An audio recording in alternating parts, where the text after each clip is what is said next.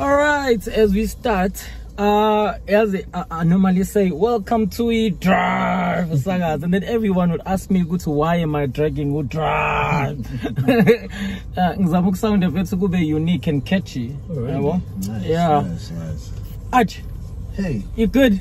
I'm very good, my brother. Like, very good. I'm very good. Like, ngendlela kade ngagcina ngayo bese ngi-research ezinye izinto. I know Australian and but now fanele ngize kona ngiyi-prepared. Yes. When you with people uthi ushigama lithi Archie Majola, it carries so much weight ukuthi everyone wants to know ukuthi wenzani manje.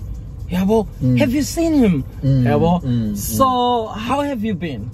Oh man, you know, bro, it's been a journey. Yeah. You know, it's a very it's been a journey. It's just like any human being. There's been ups, there's been downs, but you know, by the grace of God, we're still living. You know, 100%. It's but in these youngsters, it's been a minute. Right? It's been a minute. It's really been a minute. Yeah, I've been busy trying new things. You know, some have worked out, some haven't worked out.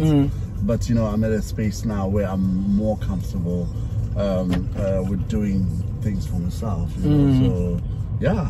I mean, there's a lot that I could say about myself lately. Just the moment you you're on radio again.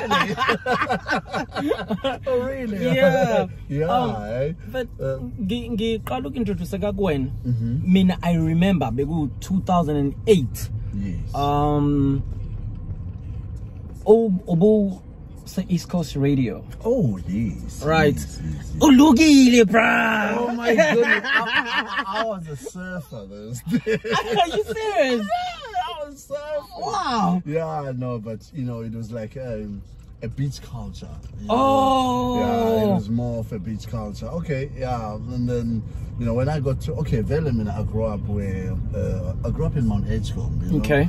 So when posh. Wow. No. Yeah, you know, in Mount Edgecombe, those days except more, but so we had nothing to do. You know, I was this black dude from Emakaya, okay, and then I said my Mount Edgecombe. So now the friends that I used to hang out with at that time, they were surfers. That's how I got introduced into surfing. Okay. So we had our own culture, our own beach culture. And then eventually when I get to East Coast Radio, then I was approached by Quicksilver. Oh yes. Yeah, my surfing. So I was at that time where I was with Quicksilver on my shorts and my slogs. Yeah, they like bro. It was classic. It was classic those days. So that's why it was more of a culture thing. But like Sonke, we've got Last Kale Konuktandi Radio, right? Yes. And before Uzungene a radio, the love le radio, okay. I grew up knowing that I was going to be a radio DJ. What? Nothing else, you know. I remember even when I was in high school, there was this guy I used to love.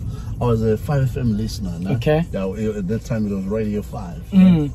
I used to listen to about Alex J. You know, people would listen to Radio Zulu at that time, but I would be like, I'd be so fascinated by RPN stereo and especially Radio 5, you know. And then there was this guy, there was a time when there was this first black dude who made it on 5FM. And I was so excited, you know. His name was Teach Matthias. I just knew it. You're talking about him. My goodness, that's my God. Yeah. You know, like my God. Teach Matthias and Bob Mabena and Alex J. Those days, you know, those were my gods. Yeah. Teach. I remember class in, you know,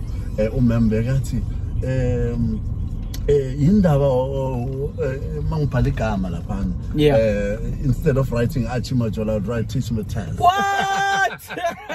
Man, he was he was the man. Yeah. He was the man. And then Alex J, and then there was Bob Mabena. Yeah, wow. And then I was like, yeah, when I grow up, I want to be like Bob Mabena or Tish Mataz. Or, man. So, to answer your question, I knew from the very first day that I was going to be on radio, you know? Yeah. Yeah, and I listened. Yes, I used to listen to Radio Zulu Cozy, but hardly. Yeah, I was inspired by Radio 5 though. To one day, and I want to be like that. Okay.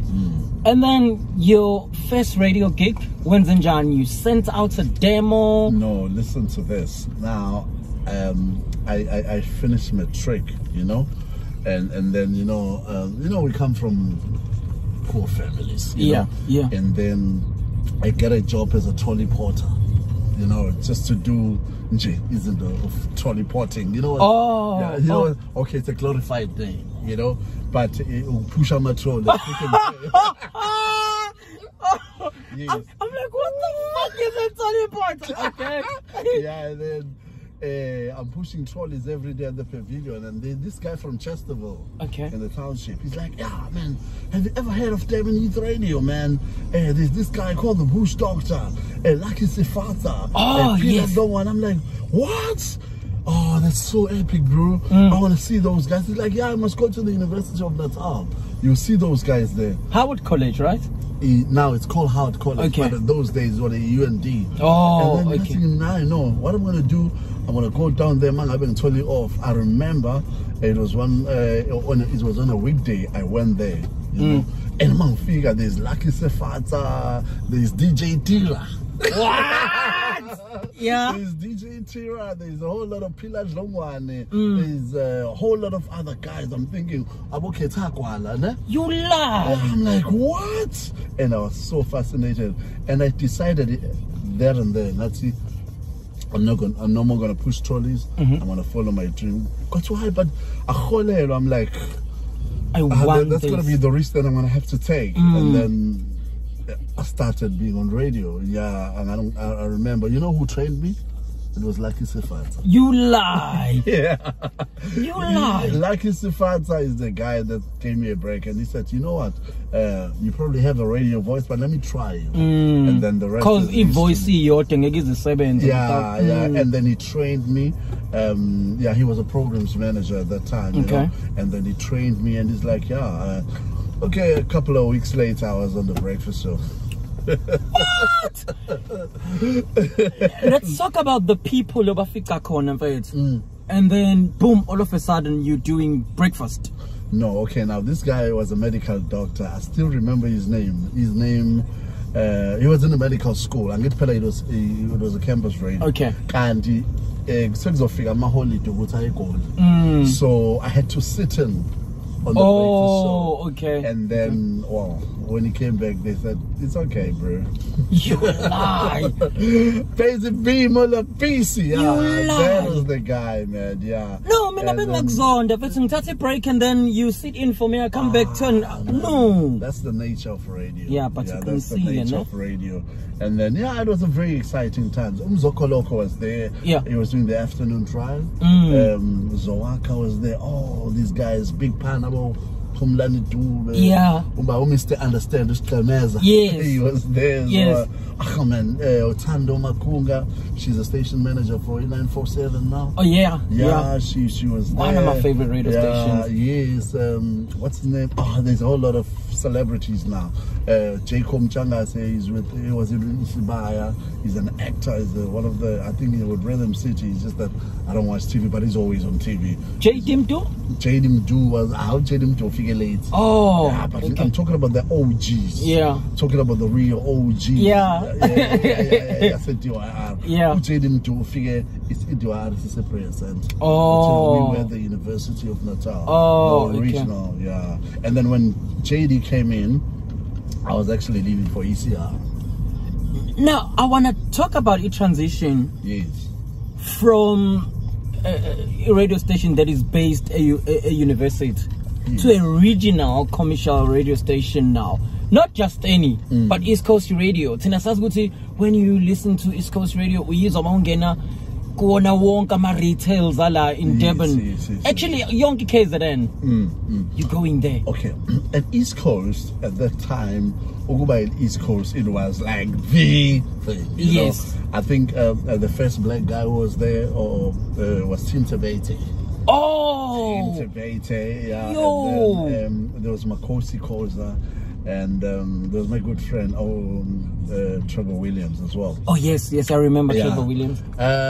Now I'm at DYR, we're not getting paid, we're frustrated, and we're like sending demos everywhere. And then, when they say God works in mysterious ways, you know, what happened is that I sent a demo. At that time, it was P4. Oh, and and then this other good friend of mine, Mac Dodd, he cut me a demo. I remember I worked on that demo for the whole day. But it was a 3.5 minutes demo. And then I sent it to East Coast. Okay. But before that, before getting to East Coast, I sent a demo. Kevin Merrick was a programs manager. He said, sorry, you're not ready. I sent another one. He said, call me the following year. I called him the following year and I said, Kevin, he said, still, you're not ready. Ooh. So the third time, this is very funny. I was at the Hilton Hotel with a friend of mine. Yeah. Must figure Hilton. I saw Gavin, the former programs manager of ECR. Yeah. And then Gazam, he's turned you down so many times. Oh yes. I say, Arch, how's it going? And then my friend Umek was there. I'm good. I tell you, good man. How's DYR? I'm like, yeah, DYR is fine. How's East Coast? I know. It's back with a vengeance. But it's nothing without you. Nah, whatever. Yeah. My friend Umek, yeah, what do you need? What do you need for my friend to get there? Cut me a demo. Yeah. The following day, Umek called me, came to my house, he picked me up on Fire Studio, in the studio, and we cut a demo. Yeah. He took the demo to ECR. Oh, now himself. I remember he was telling me, reception, Kevin, but I what to say meeting in no, I give it to him. So you waited? Yeah, he waited. Yo! They were what figure Kevin, what no it the following day they gave me a shout. What? And then P4 gave me a call as well. You just started? No. If P4 bang visa, I say ECR bang visa. Yeah, but you haven't. Oh, I get you. And took the demo to P4 as well. Okay. Yeah, so the P4 they're like, oh, dude, we want to offer you this. And I'm like, yeah, because when I grew up, I had this whole East Coast radio feel. Yeah. So I said, no, I'm not going to go to P4. I'm going to go to ECR. Yeah. Because they gave me a training gig and the pay. In those days, we had about go to India. Yeah. The Babilungu. It was like, wow, who's Archie Majola? Yeah, Like, no, bro. I won't lie. If not so, East Coast Radio offered me something. Offers me something, and then Esing Station offers me a deal. East Coast Radio. ECR, East Coast Radio. The best place to be. You learn a lot from those guys, and I learned a lot. I was there for like. Yeah, forever. Yeah. Then, when Maukal, what shows are you doing? Okay, now it's a midnight to 3 on weekends. It's a training gig. Okay. Yeah, and they train you to the core. I was trained by a lady called Debbie Sharad. Okay. Yeah. So, the first thing that you do, you just mix utwood. Okay, the first training, you watch. You sit with Dave Giseli or you sit with Makosi Koza or Daryl Ebery. Just to watch what been done. You go to the breakfast show and then how they do things. The second thing, you mix. Okay. The third thing, you mix for a DJ who's on air. And then you handle your own show, mixing your own show for 3 hours. Okay. And then you start doing links. Right. When they feel that you're ready, which ones are my links, then you start doing links. Well, so the training was intensive. Yeah. It was brilliant though, you know, because I learned a lot from Debbie. You know? And what they didn't want me to sound like. I remember I used to be called the shy guy at Devon Youth Radio, you know. So they didn't want Archie the shy guy Majola. They wanted Archie Majola. Yeah. You know, just like Dave Giseli. Yeah. Just like Daryl Avery. You know, they wanted us to sound the same. That's why I went on, but how? Who sounded young? No, it wasn't. You know, it's because of the stationality, you know. You have to the identity of the station. That's we needed to sound pretty much the same, but not the same, but the same. Yeah, you know? I get what you mean. I get what you mean. All right, I wanna